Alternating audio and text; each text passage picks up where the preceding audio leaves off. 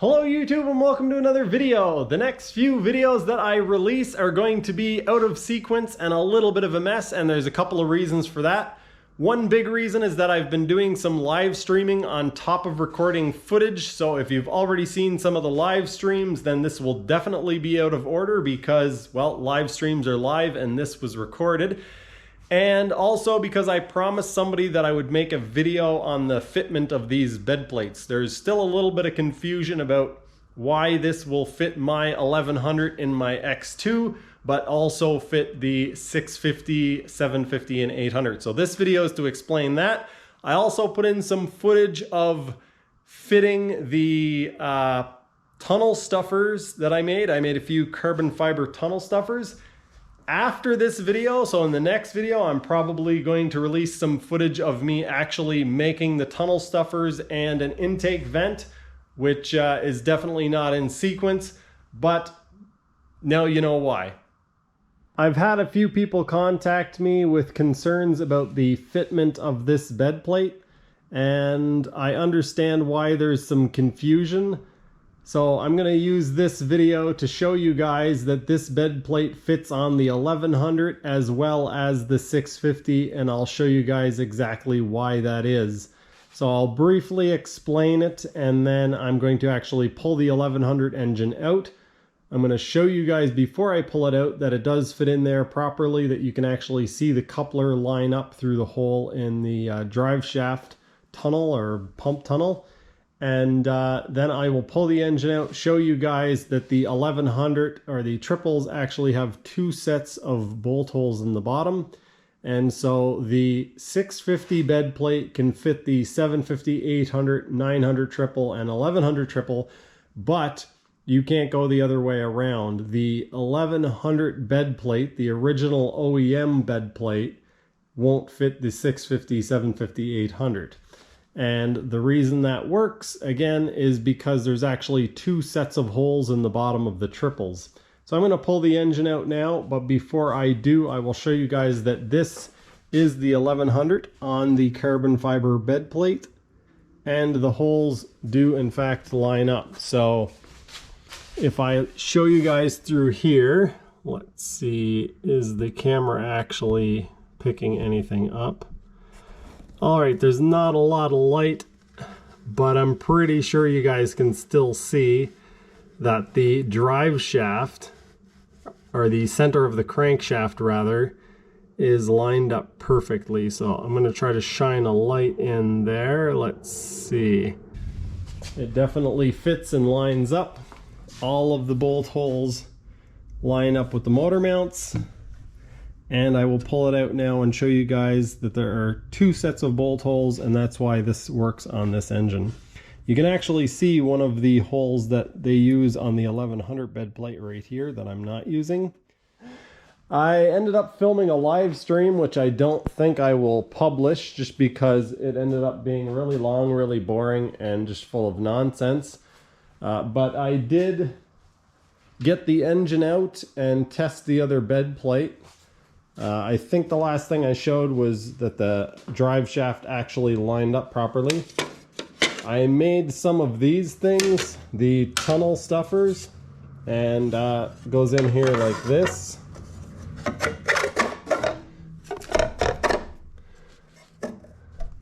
I have fit the pump on. The pump is right here. So I fit the pump on and made sure that everything lined up.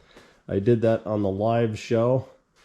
And yeah, so now what I'm about to do, I decided I'm going to show you guys the mounting holes. One of the places where there's confusion is about the bed plates fitting different engines, and I'm going to tip the 1100 on its side now and show you guys why the bed plate will fit the 1100 and the 650, 750, 800. You can see that there are a whole bunch of threaded holes on the bottom. I doubt that the camera can see that they're threaded. When you buy this from the factory, it comes mounted, of course, on an 1100 bed plate in an 1100 jet ski, and they use these 6 holes. There's 1, 2, 3, 4, 5, 6. Now, I have no idea why they did this, but they added 4 extra holes. There's 1, 2, 3, 4. And if you use those holes, this lines up perfectly with the 650 bed plate and puts the engine in the same place front to rear as a 650.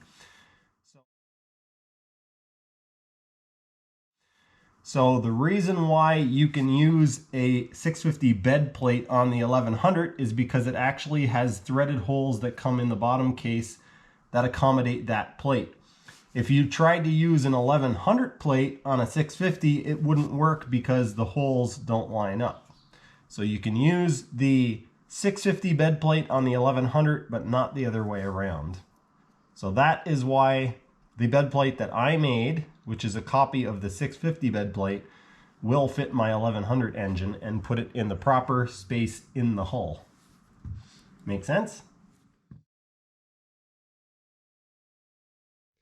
All right, YouTube, I am doing a live stream, so this might not actually be a video, but I thought I would shoot some footage on the GoPro to show you guys that the engine with the 650, the bed plate with the 650 does line up. It's currently in there with the 650 engine on the new carbon fiber bed plate. This is the SXR 800 bed plate. And if you look in through the back here, you can see, hopefully, that lines up with the center of the crankshaft. So the engine is in there, mounted up properly at the right height and at the right distance from the left and right. So no issues with mounting the 650 engine on the 800 bed plate, and also this will work with the 1100 and 900 triples. All right, as part of doing the live stream, I had to move a bunch of stuff around, and I have even more of a huge mess than normal. I was in the middle of cleaning up and filming this video, which you guys are watching, and decided to do the live stream, so I have stuff everywhere. I've got bed plates on the floor. I've got a bunch of carbon fiber dust here that I need to clean up because I was making these things. I got 2 of these made and I got a template made. So I took the overall shape, but then it needed to be modified. If you look at this, you can see that it's not actually exactly the same shape. And that's for 2 reasons. One is that mine is only 3 millimeters thick. And 2 is that the Pro Watercraft one isn't made terribly accurately. So there are some inconsistencies in the shape. And that is perfectly fine. It's especially perfectly fine if you have a very large mounting area. You can see this one is about 3/4 of an inch thick.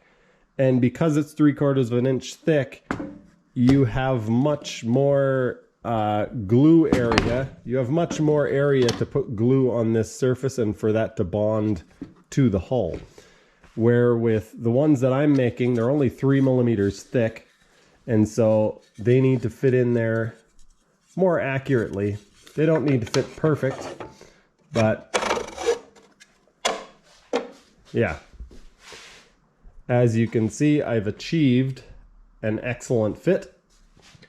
There's probably 3 good ways to mount this in here, and I'm probably going to use epoxy because I want this to be a permanent piece. And if it happens to somehow get a rock in there and get smashed or something, I would just grind it out and epoxy a new one in. So in order to epoxy this in, the back side of this is already scuffed up really well.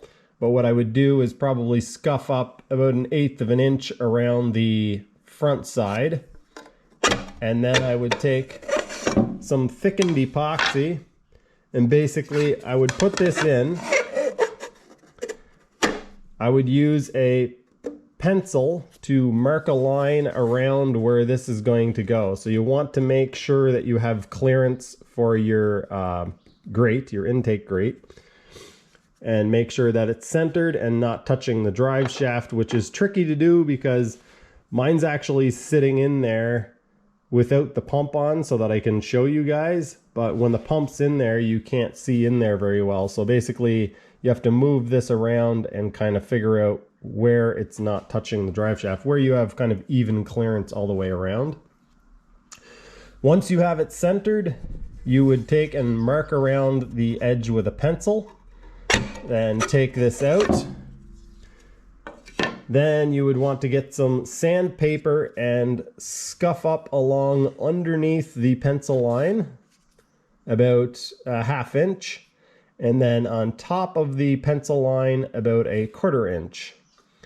Then make sure that the bottom side of this is clean and scuff up around the outside 1/8 inch of this. Then what I would do is take some thickened epoxy.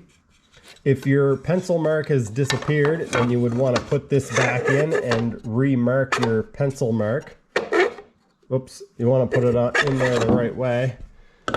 Put this back in. Make sure that it's centered. Remark your pencil mark. And then take some thickened epoxy. Make sure that it's quite thick, like the consistency of peanut butter, and put it in just below the pencil line so that when you put this in, it's going to sit on top of it. You could actually put some on the hull and then put some on around here as well. Then take this, put it in place. Of course, it's going to be messy if you do that, but put it in place. Make sure it is perfectly aligned, because when the epoxy hardens, yeah, it's going to be there.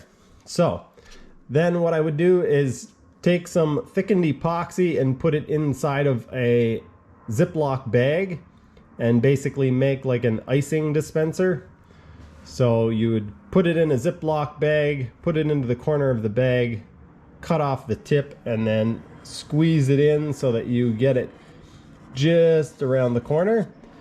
And then take your finger and smoothen that bead out all the way around so that you have a nice clean transition, a nice looking bead.